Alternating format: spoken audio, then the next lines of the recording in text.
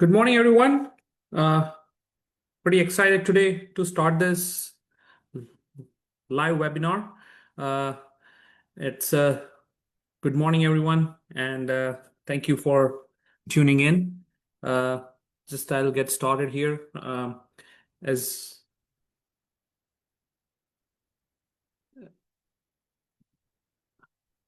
as you can see, I'll be sharing my screen here. Uh,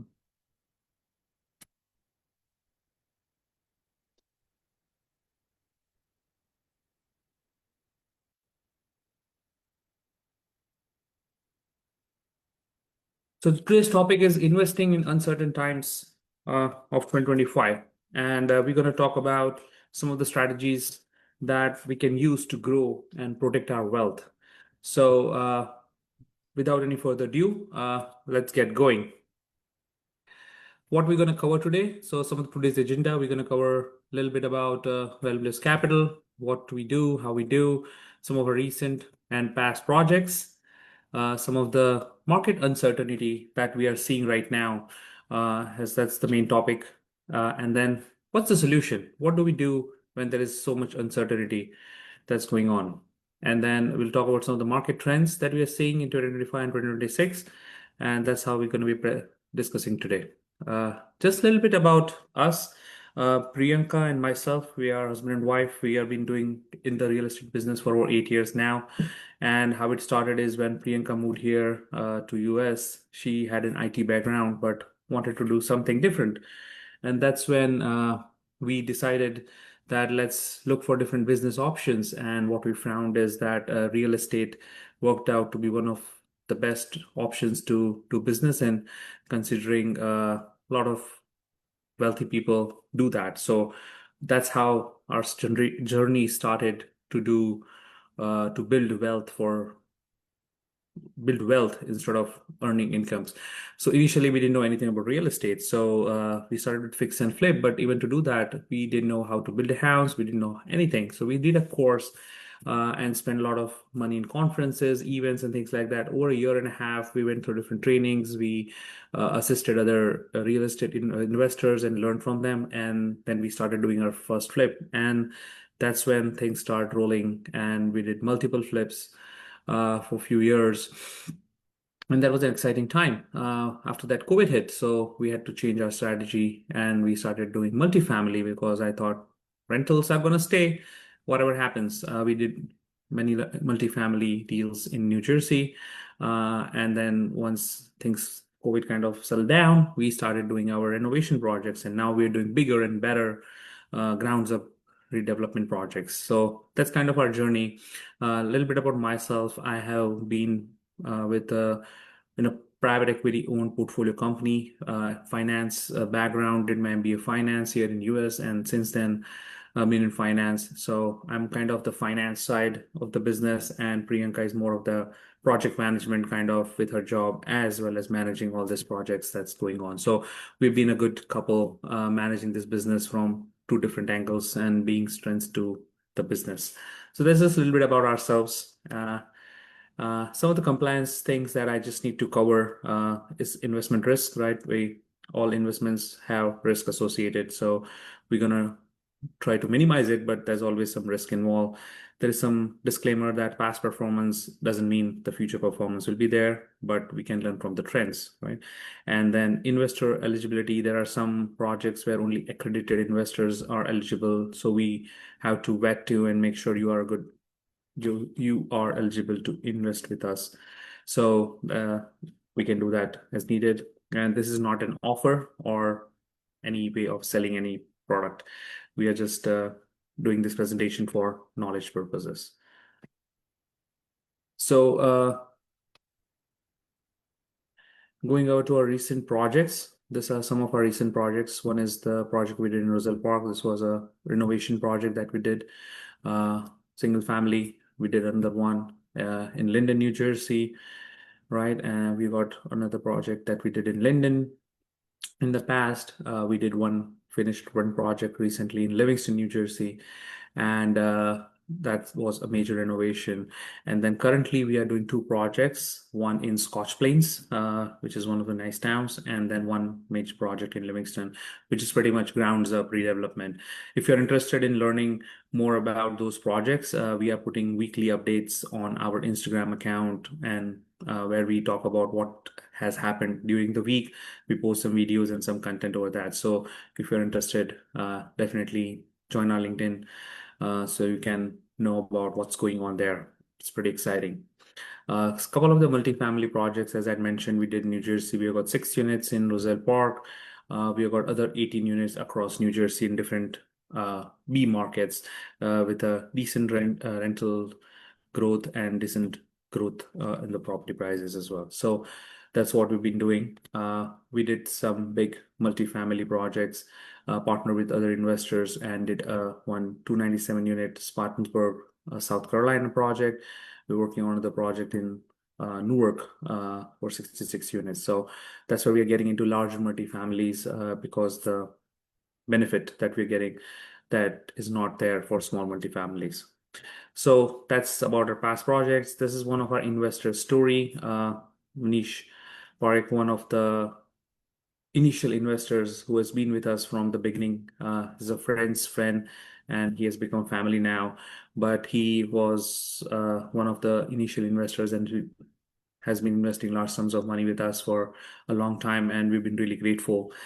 This is his testimony. He's really excited to be with us. He's able to generate pretty good return, and he's able to be part of our growth as well. So thank you him for being with us, and a lot of such other investors, my friends, have been investing with us, or people who become friends because they started investing with us. So yeah, that's kind of a little bit about some of our investors. So now going to our topic, uncertain things in today's market, right? There's so much uncertainty. One thing changes one day, another day, there's something else. Somebody says something, market swings. I just met a couple of friends yesterday and they're like, oh, what should we do? Is it a good time to invest? What should we do? It's so much going on and just chaos everywhere, right? So that's when we thought, let's have this webinar set up when we can talk some of that. So some of the key fog factors that is creating the uncertainty is what we're going to cover here, right? So interest rate, there's a shifting policy rate, right? We keep hearing interest rates going to go down, it's going to go up. What's going to happen, right? It's like there's too much uncertainty there, but hopefully it goes down, right? But you don't know how it's going to impact real estate, right? That's all those uncertainty. Inflation, right? You go to a grocery store and you can see how your bill has gone up. Uh, and my wife was saying, yeah, the cost of groceries has gone up and it's just going up every single day and things are getting more and more expensive. So how to manage that? Policy. The policy keeps changing. There's new laws that comes out, new tensions, new wars. There is something or the other going on. And how do you manage that, right?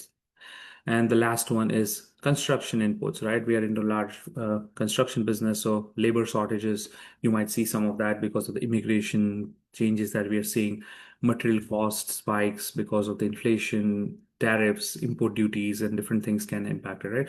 So there's all these uncertainties, like in between all these uncertainties, how to take decisions, right? So that's where we're going to be covering this, right? So I think it should not be done based on your gut feeling, right? A lot of people say just do what your gut feeling says.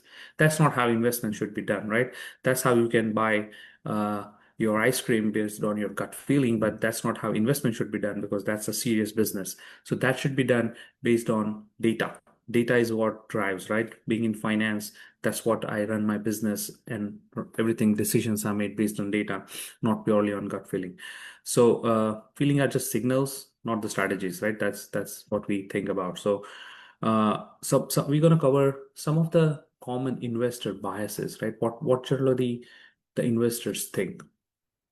So one of the things they fear is fear and FOMO, right? Like people are like fear of missing out, panic selling in downturns is what happens, right? Something goes down, everybody's like selling, selling, selling. Bitcoin, a few weeks ago that happened. Somebody selling, everybody's selling, it goes down, and things like that. So, or chasing overpriced assets, same thing. Bitcoin's going up. Oh, I want to buy it. Nvidia stock went up. I want to buy it. So they're just trying to buy stuff because they're like chasing and then just chasing the overpriced assets. So that's not the right thing. What's the right thing to do? Stick to data-driven investment plan. So when you create a plan, you need to stick to it. Generally, I advise having a financial advisor so that they can set up a plan, long-term growth plans, or talk to some experts who can guide you on how you should be investing for a long term. I don't believe in speculations and like running behind the shiny syndrome. That's what they call, right? Like people like, oh, everybody's doing that, let me do that. That's not the way to go, right? That's not how generational wealth is built. Generational wealth is built by focusing on one thing and sticking to that plan. Second is clinging to past prices or assumptions. Just because in the past something happened doesn't exactly mean that's going to happen again. Nvidia stocks went up by 50%. That doesn't mean it's going to happen again this year, right? So it's not going to happen every single year, right? So you can't just stick to that and say, okay, it happened once, it's going to happen again. That's not how it works. You reevaluate based on current fundamentals. What's the current fundamentals tell you? You can't be looking at the past and just focusing on that. Herd mentality. Everybody's doing it. Let's do it. Following the market, crowd, or hype. Just because everybody's doing it, I'm going to do it. Not a good way to invest, right? So focus on independent fact-based analysis, right? That's the way to go. That's the way you can make sure it's done the right way. So what does data say, right? This is overall returns that we were able to get some behavioral finance study that we got some research looked into that we looked into research that shows that on a benchmark, the people who take decision based on sentiments are able to generate 3 to 5% lower returns annually because when they do it guided by their emotional decisions than a process. So sentimental driven decisions increases volatility exposures and lower long-term returns.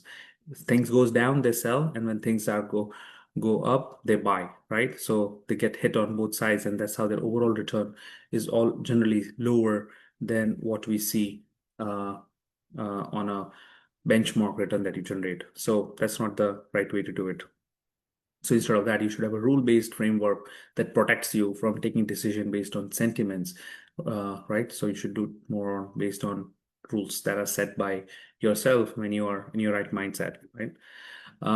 What history actually says about recession, right? A lot of people say, oh, we expect recession to come. Yeah, it is possible. So what if it comes? How things perform? How what happens when recession comes? Because we have seen a couple of recessions in our lifetime, but probably not all of them, right? So I think the best thing is to do is look at what happened in all the recessions that happened in the past and learn from it, right? So not all downturns are created equal, but a pattern could be seen in all that what has happened.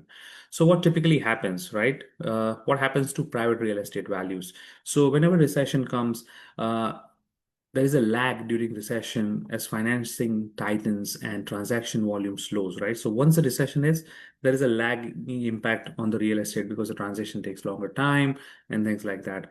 And the time of recovery also is a little slow, begins to recover once the credit conditions eases and some of the supply constraints are removed, right? Because that's one of the problems right now. There's not enough supply. So things like that impact private real estate values. Next is REIT performance, right? REITs is real estate investment trust. That is basically like a stock. You can buy it, REITs on the stock market. Those have fundamental assets under it. But again, they perform a little differently because those have the same emotional aspects or correlation to stock market. So REITs tend to sell off earlier in the recession as public market price is factors in the risk quickly.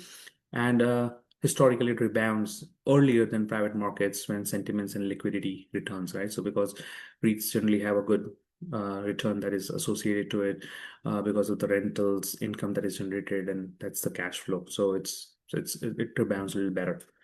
What happens to equities versus the REITs, right? So broad equities often follow a slower recovery, right? It doesn't happen quickly. And REITs offer an early signal of sentiment shift and capital flow versus equities takes a little longer, I guess. So that's what we have seen in the past. Now, housing across downturns is not always 2008, right? When you talk about recession, people think 2008, everything is going to go south, right? But that's not every single recession like that, right? So not every recession is the same. It acts differently. So there are some historical patterns that you can look at, right? demand, because people still need house to live in. They can't just live on the streets, right? So housing is a bare minimum requirement. People might not spend on luxury stuff, but they will definitely make sure they have a decent house to live in with their family. So housing demand often softens a little bit, but really doesn't collapse, right? Because it's a that's not how it happens. Supply, there's no new construction, there's limited supply, lot of demand, so housing prices kind of stays a little more stagnant in on general. And then policy, depending on how the rate cuts happen, liquidity, and often all those factors, because Fed comes into play and takes the steps to make sure they can recover the economy from the recession. So all these things are generally playing a role when you talk about a recession. So this is what we put some graphs together, right? So let's see. This graph shows you last 7 recessions, right? And it shows you that what this is showing you what stock market did, right? So you can see stock market lost money in every single recession. But what happens to real estate in general? You can see out of all the recessions, there were only 2 recessions where real estate went south, created negative returns, right? So this shows you that even though the recession hits, real estate kind of grows or maintains its value because of all the factors we just discussed. So that's why if you are thinking too much risk, real estate might help you bet that risk because it performs better during recession. So overall, you can see that because of this negative 22%, we got a negative 2.8% return. Otherwise, in general, it generally during recession, real estate generally performs better than stock. So that's one area to look at. Another thing, we got the correlation, right? So one correlation basically means that when there is a perfect correlation, so when stock goes up 10%, it goes up 10% when the relation is 1. So lower the relation, the better. Negative relation is even better.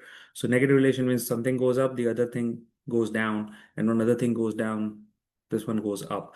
So that's why when you have a diversified portfolio, that's how you should be diversifying. You should be trying to have different kind of assets. So one underperform, the other overperforms, and your overall return kind of stays in that range that you're expecting. So as you can see here, when you look at 3-year, 5-year correlation to begin with, right? We can see that bonds have a negative correlation. So bonds always used to have a negative correlation. So when there's too much risk, people go invest in bonds. When there's growth, they invest in equity. But that's what we see. And then equity, multifamily equity versus stocks. So you can see, yeah, there's a 0.35. So there is some relation. But if you look at stocks versus REITs, you're going to see 0.68. Some people say, oh, why should I invest in real estate directly? Instead, I can just buy REITs, right? But REITs have the similar lot higher correlation with stock market. So it's not going to give you the diversification that you're looking for of real benefit of investing in real estate. So that's why it's good, better than nothing, but it's probably not the best if that's you think is going to give you the risk adjusted return. And similarly, bonds versus equity, it's 0.12. So that's kind of a lower correlation, right? And then same thing on the 3-year side, you can see that the correlations are a little different here, right? So stock versus bond 0.15, it's getting correlated now, right? Stock versus multifamily has been lower in last few years, right? And stock versus REITs is a little higher, 0.72, and bond versus multifamily equity is 0.005, right? So it's much lower. So this just shows you that how you should be diversifying your portfolio investments so that you can get better risk-adjusted return. So where are we now in multifamily 2025, right? What's happening right now? Because that's important to know. So the market is digesting peak supply. We're going to show you some slides next slide, in next few slides, that how construction is going on, how new supply is coming into the market, and how the demand is there, right? Vacancy is around 6%, slightly above long-term averages, but it is getting better in last couple of years. And then rent growth remains positive as we are able to see decent rent growth happening now. It kind of was not that good a couple of years ago. And then now new projects that are starting are declining, setting up potential stronger 2026, 2027. So we're not seeing enough of those, right? So vacancy rate, as I was saying, yeah, it went up in 2023, and then it's kind of slowly coming down in 2025. So we expect that to continue going down because there's not enough supply, right, with everything that's going on. So your overall rent growth has been really bad, right? We saw a decent rent growth in 2022. And then since then, we are seeing overall decline. There was a substantial rent growth in markets like Florida and Texas and some of the areas where people were moving. And then as soon as people were asked to come back to work, they all moved back to where they came from, I guess, to a certain extent, impacting the rent growth in a lot of those markets that saw substantial rent growths in 2022. So overall, that's the story. But every neighborhood, every town has a different story. So you can't just take that, but it's an overall trend across US. Multifamily start versus completion. So as you can see that uh, how many projects started, right? So you can see the peak was 2022. Uh, the number of projects started is at its peak, and then it's been going down because of interest rates, because of all the uncertainties. Developers are not starting new projects because they don't know how it's going to pan out, right? And that's causing the completion to come down. So if there is less supply and more demand, what's going to happen? Right? So rent's going to go up. There's going to be more tenants looking to rent because of the current economic situation as well. So overall, the rent is going to stay strong, helping multifamily investors to get better returns. Uh, we believe in evidence-backed and some of the evidence-backed tailwinds. So some of the law rules changed recently, right? There's going to be 100% bonus depreciation. What depreciation means is they can get tax benefit upfront for the whole value of the property. So that's why it gives you a lot of benefit in terms of all the returns generated in your investments in multifamily. You can get tax benefits, so you don't pay any taxes on it for a while, and then you can do 1031 exchange. So that way you never pay taxes if you do it the right way. So the returns that you see in multifamily or real estate is pretty amplified because of this tax benefit that uh, rules has been modified. There is going to be some improvement in the low income housing because some laws were changed that how much they need to have the thresholds to qualify and get those tax benefits. So you might see a little more activity there. Uh, and then opportunity zone reforms have been made that will allow people to invest in those zones and get some of the benefits. So as I said, qualify assets for 100% bonus depreciation can be fully expensed immediately, accelerated tax write-offs, minimum bond financing, 4% LHTC, deals reduces to 25%. So more projects qualify, expand affordability for the housing pipeline, and then clarified rules for long-term investments, extend holding incentives, all those going to help with greater confidence in long-term capital gain deferrals. So those are some of the changes that are happening. In terms of policy guardrails, right? There's some new rules that have come out that has gonna give a little more protection to tenants for the agency loans. We are in New Jersey. New Jersey has one of the hard rules for landlords. They're more favorable to the tenants, so that's already there. But things are a little bit changing. So you need to know where you're investing and make sure that you're investing in a market that has got favorable laws for landlords, so that you can adjust, maximize your risk-adjusted return. Notice period and grace period standard, operational impact in small, but these rules are gonna have a little bit of impact, but they're good and bad, right? So 30-day rent increase notice, we currently follow that. 30-day lease expiry notice, we currently follow that. 5-day late rent grace periods, we kind of follow that. So it's just standardizing some of the processes that's already been executed by a lot of operators, but it's going to be a new laws that will make sure that everybody follows those. So some of the fundamentals that gives us some protection from the speculation, right?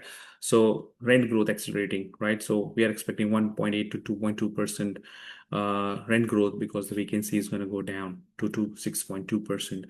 Multifamily fundamentals show consistent improvement across both revenue and occupancy metrics. And then supply normalization is going to play a role here, right? So peak deliveries, as we saw. There's not enough supply, there's more demand. And then basically the boring is beautiful, right?